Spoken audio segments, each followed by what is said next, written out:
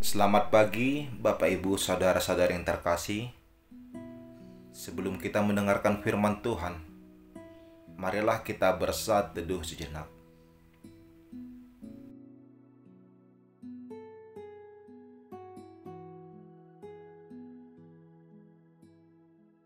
Amin. Firman Tuhan yang menyapa kita pada hari ini tertulis di dalam kitab Yosua pasal 22 ayat 29.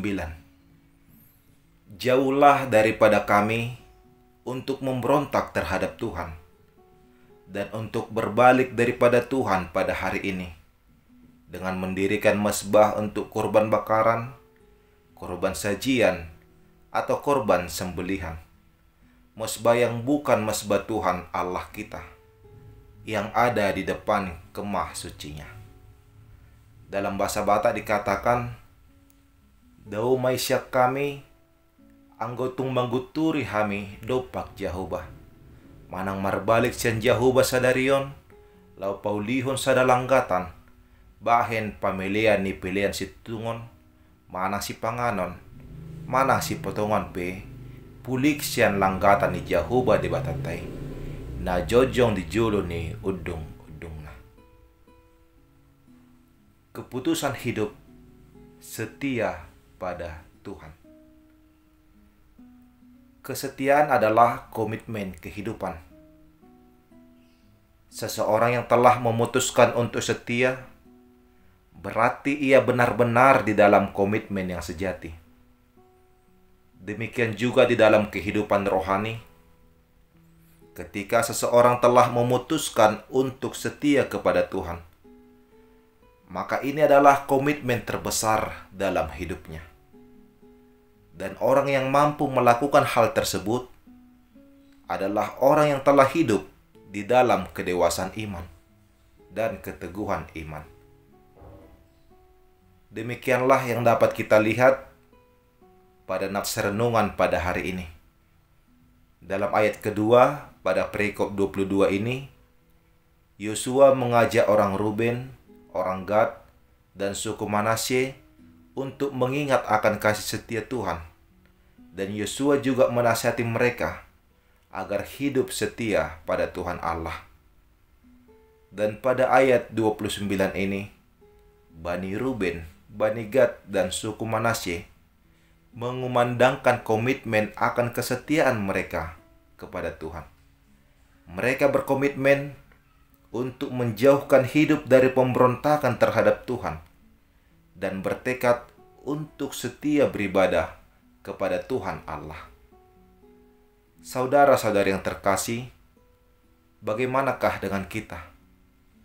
Apakah kita sudah menjadi pribadi yang berkomitmen untuk setia beriman dan beribadah kepada Tuhan? Dalam perjalanan hidup ini, kita selalu merasakan kasih setia Tuhan yang melimpah pada kita. Dia dengan setia menyertai kehidupan kita. Bagaimanakah respon kita terhadap kasih setia Tuhan? Apakah kita menjadi umat yang suka memberontak kepada Tuhan dan tidak turut pada firman-Nya? Kiranya jauhlah hal tersebut.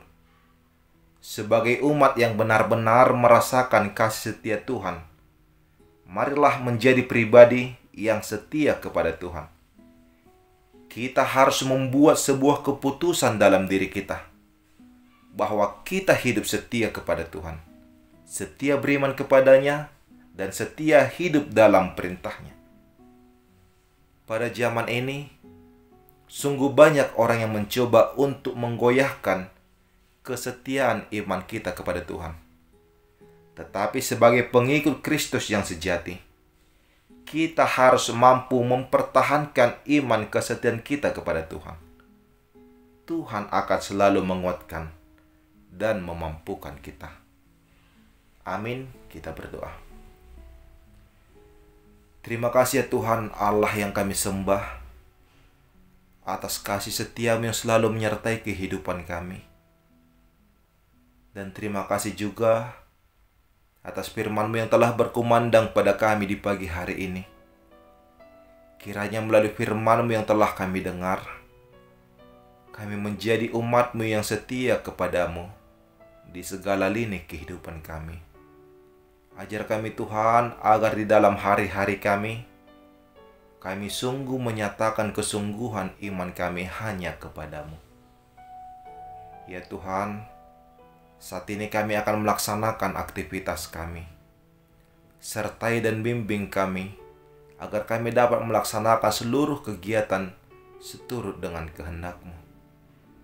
Berkati seluruh jemaat-Mu ya Tuhan, dari kategori sekolah minggu hingga lansia, agar tetap senantiasa bersukacita di dalam kasih-Mu yang besar. Ya Tuhan, kami berdoa kepada teman-teman kami yang masih di dalam proses pemulihan. Engkaulah yang menganugerahkan kesembuhan kepada mereka. Banyak dosa dan kesalahan yang kami lakukan ya Tuhan. Kami memohon pengampunan yang hanya daripada-Mu. Di dalam nama anak-Mu Tuhan Yesus Kristus kami berdoa dan mengucap syukur. Anugerah dari Tuhan kita Yesus Kristus, kasih setia dari Allah Bapa, dan persekutuan Roh Kudus itulah yang menyertai kamu sekalian. Amin.